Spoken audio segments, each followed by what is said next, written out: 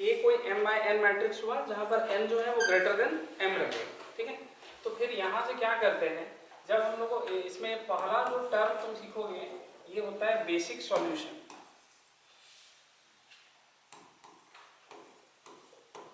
ठीक है। Basic solution क्या चीज होता है, इसको समझने से पहले ये चीज देख लेना, जब भी ax इक्वल टू b हम बना रहे हैं तो फिर यहाँ पर कितना वेरिएबल्स आएगा और कितना कांस्टेंट बनेगा इसमें देखना। जैसे अगर मान लो तुमको दिया रहता है 2x plus 3y equal to 7 और मान लो x plus y equal to 8, ऐसे कुछ दिए हुए हैं, ठीक है। तो वेरिएबल कितना आ रहा है, 2, और तुम्हारा कांस्टेंट कितना बन रहा है, 2 बन रहा है, ठीक है। इसी तरह से अगर मान लो यहाँ थोड़ा सा चेंज कर देते हैं, 2x plus 3y plus z और यहाँ पर मान लो 3x plus y plus z, इधर कर दिए 7, इधर कर दिए 8। अभी हमारे पास कितना वेरिएबल दिख रहा है, 3 वेरिएबल दिख रहा है, ठीक है। और कांस्टेंट कितना है, 2 है। इसी चीज को मैट्रिक्स के फॉर्म में अगर लिखना चाहें तो कुछ ऐसे लिखा जाएगा, देखना।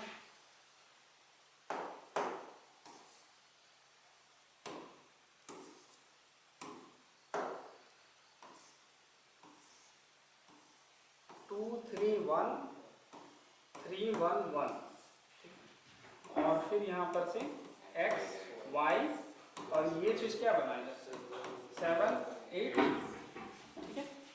तो यहाँ तुम देख सकते हो कि हमारा ये मैट्रिक्स का साइज कैसा है, 2/3 ऑर्डर का, ठीक है।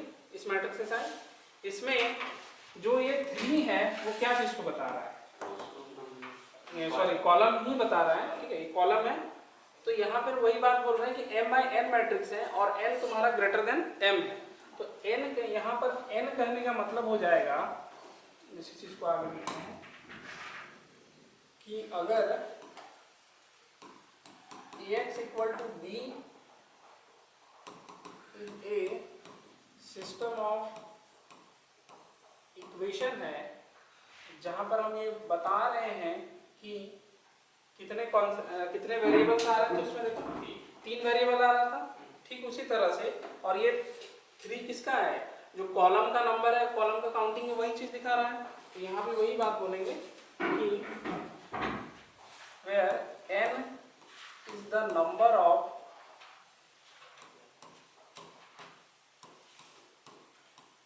variable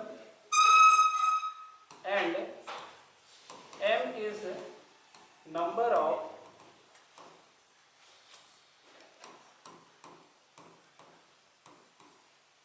constraint,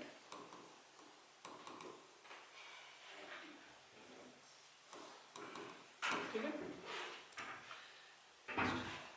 साथ में यहाँ पर मेंशन कर लेना कि n हमेशा m से बड़ा लिया गया है, ठीक है। फिर इसके बाद हम लोग जब बेसिक सॉल्यूशन निकालने की बात करेंगे तो बेसिक सॉल्यूशन के लिए तुमको ध्यान में रखना है, ये क्या, इसमें देखो बेसिक सॉल्यूशन के केस में क्या करते हैं, n माइनस m वेरिएबल को तुमको 0 सेट करना होता है। उसके बाद जो रिमेनिंग वेरिएबल रहते हैं उनका उसके हेल्प से सिस्टम ऑफ इक्वेशन बनेगा, फिर उसका जो सॉल्यूशन निकालेंगे वही सॉल्यूशन बेसिक सॉल्यूशन बनता है। तो देखना, इसको लिखेंगे कुछ इस तरह से, the solution of non singular matrix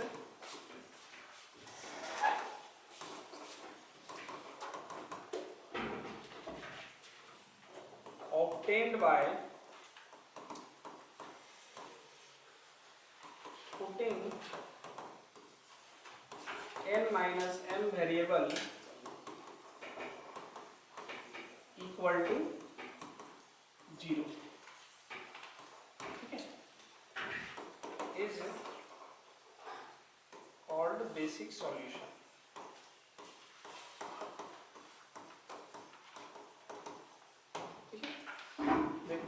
समझ लो, फिर यहाँ से मान लो मेरे पास ऐसा कुछ हो रहा है, ax इक्वल टू b हम बना के रखे हुए थे, ठीक है।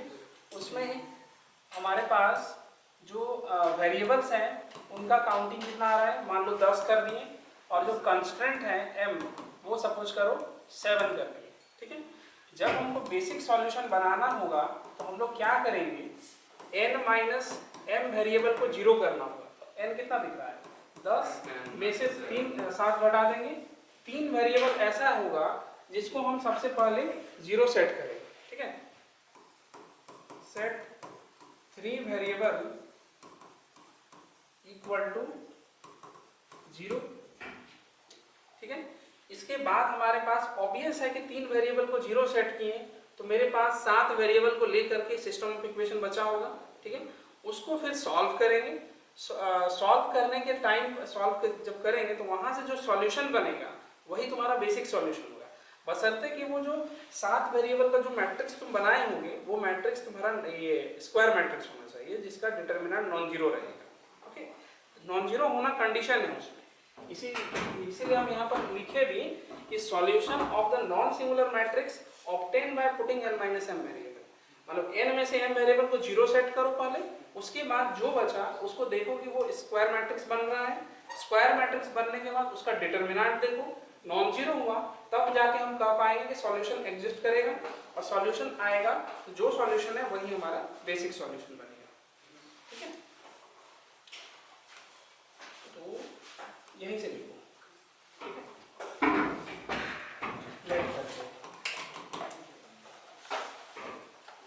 ये एग्जांपल कराएंगे तो अपने आप क्लियर हो जाएगा।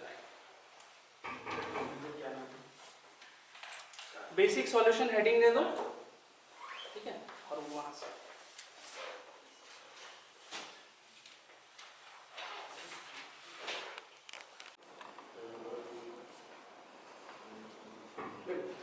ये रहा तुम्हारा system of equation x plus 2y plus z equal to 4 और 2x plus y plus z equal to 5। अब इसका हमको क्या करना है, पूछा जा रहा है कि बेसिक सॉल्यूशन निकालना है। ठीक है, प्रोसेस सिंपल सा है, जो हम लोग यहाँ से काम किए कि n माइनस m वेरिएबल को पहले 0 सेट कर रहे हैं। ठीक है, पहले यही चीज पहचानना होगा कि n क्या है m क्या है। ध्यान रखिए कि n कहने का मतलब हो रहा है नंबर ऑफ वेरिएबल्स और m कहने का मतलब होगा नंबर ऑफ कंस्ट्रेंट। ठीक है, और दूसरा चीज जब इस मैट्रिक्स की बात करेंगे तो ये मैट्रिक्स का साइज कैसा रह जाएगा, m बाय n ऑर्डर का साइज रह जाएगा। ठीक है, वो ऑटोमेटिक दिख जाएगा तुम लोगों को। देखो सबसे पहले इसका अगर हम ध्यान से देखें, the system of given system of equation is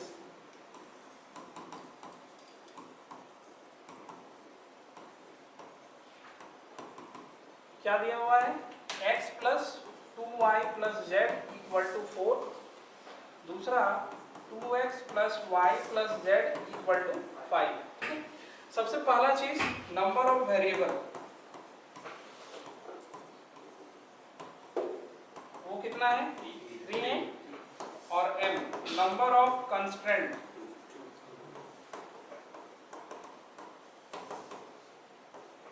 दो कंस्ट्रेंट दिख रहा है, दो इक्वेशन दिख रहा है। ठीक है, इसके बाद नेक्स्ट वर्क हम लोग क्या करेंगे, सेट करेंगे n minus m variable equal to 0। तो पहले नंबर n माइनस m को फाइंड करो, n माइनस m बराबर कितना आएगा, 3 में से 2 जाएगा 1। ठीक है, तो यहाँ पर लिखना पड़ेगा we have to set any of the one variable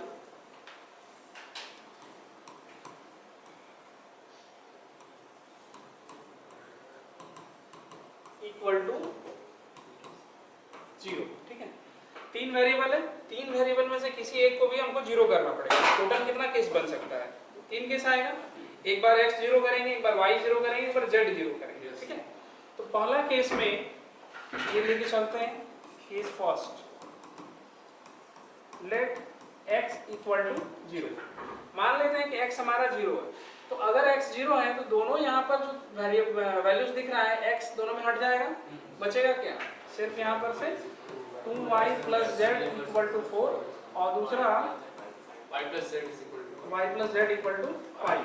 अच्छा, ये नॉन होमोजेनियस इक्वेशन बन रहा है। ठीक है, इसका सॉल्यूशन होगा या नहीं होगा, इसको जानने के लिए क्या कर सकते हैं,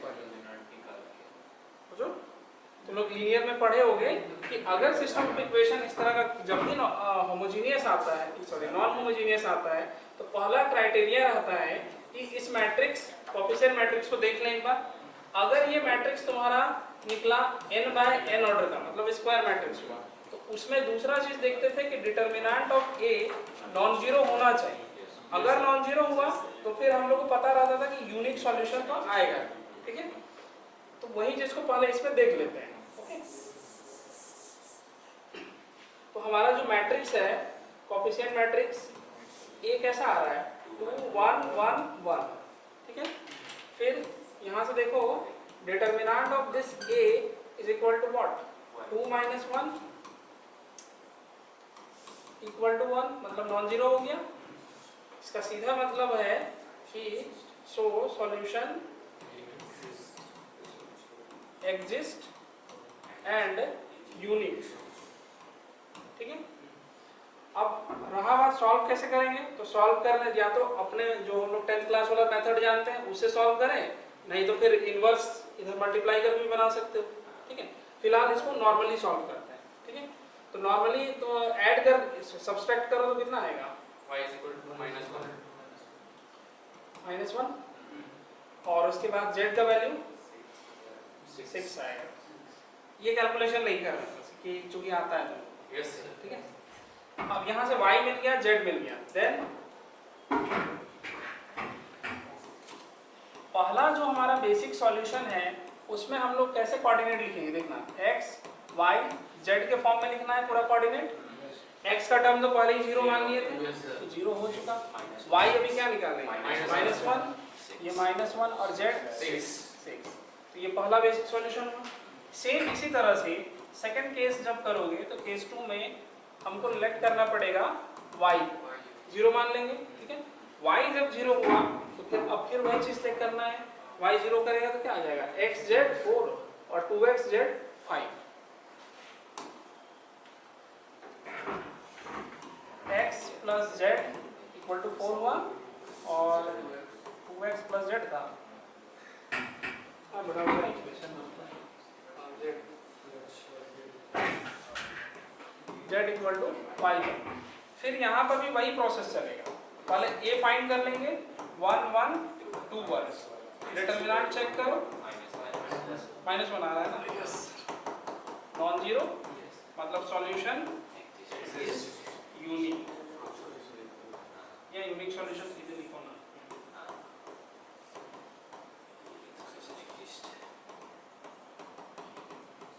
आगे अब नेक्स्ट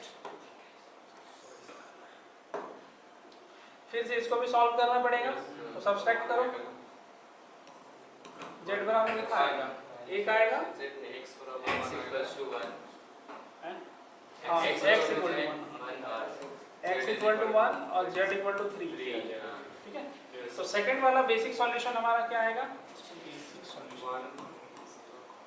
ऐसा करो इसको ना एक नाम से इंडिकेट कर देते हैं x1 उसी तरह से इसको x2 मान लो, दूसरा वाला सॉल्यूशन। तो अभी हम लोग का y तो 0 हो चुका था, तो x कोऑर्डिनेट 1 है, y कोऑर्डिनेट 0 है और ये 3 निकला, ठीक है। सेम इसके बाद केस 3, अभी हम लोग z को 0 कर लेना है, ठीक है। z 0 हो जाएगा तो अभी वेरिएबल कैसा आ रहा था, देखो x plus y x + 2y = 4, 2y equal to 4 हो गया, और दूसरा वाला में 2x plus y equal to 5 नहीं होगा 5। अब फिर वही काम करो, a फाइंड करेंगे 1 2 2 1, इसका डिटरमिनेंट चेक करना 0 0 1 into 1 2 -3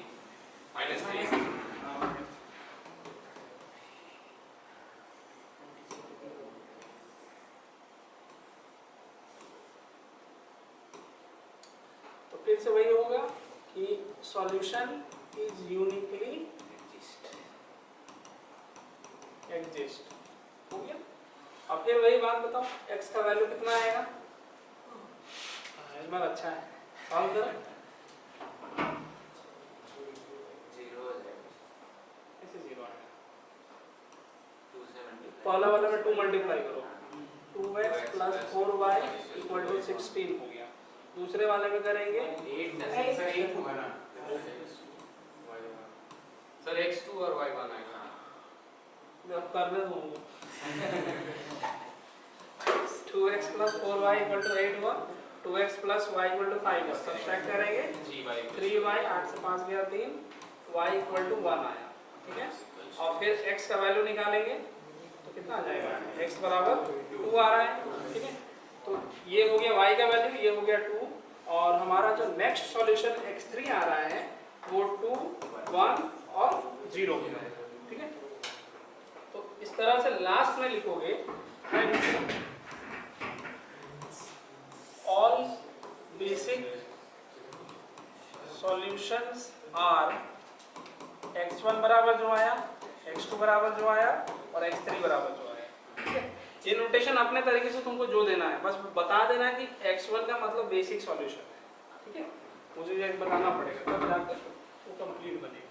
चलो लिखो, क्लियर है ना? Yes sir.